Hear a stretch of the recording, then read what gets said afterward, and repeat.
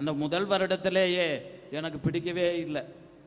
நான் உண்மையாகவே அழுதேன். நைட்டெல்லாம் தூக்க வராது, அழுதுகிட்டே இருப்பேன். எப்படியாவது போய்விடலாம் என்று நான் நினைத்து கொண்டிருந்தேன். அன்னையின் மீது மட்டும்தான் எனக்கு பக்தி. முதலில் எனக்கு நற்கருணை, உண்மையாகவே சொல்லுகிறேன், நற்கருணை மீதெல்லாம் பக்தி இல்லை. ஆனால் அந்த நற்கருணையின் பக்திக்கு எனக்கு வழிகாட்டியது இந்த தாய் தான். அந்த தாய்க்கு மட்டும்தான் தெரியும் தன்னுடைய திருமகனை எவ்வாறு அன்பு செய்ய முடியும்.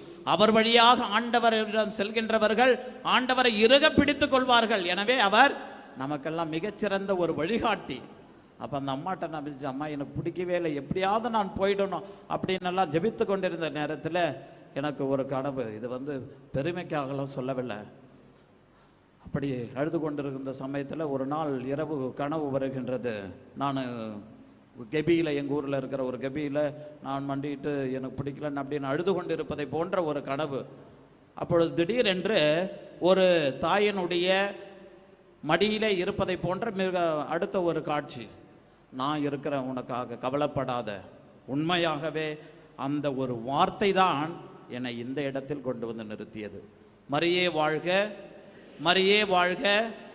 எனக்கு இன்றளவும் எந்த ஒரு கஷ்டம் கவலைகள் வந்தாலும் கூட இந்த அன்னை இடத்திலே செல்கின்ற பொழுது, அவரை பார்க்கின்ற பொழுது ஒரு துணிவு கிடைக்கும். அவள் எவ்வளவு கஷ்டத்திலும் கண்ணீரிலும் இருந்தாலும் கூட அவள் வீரத்தோடு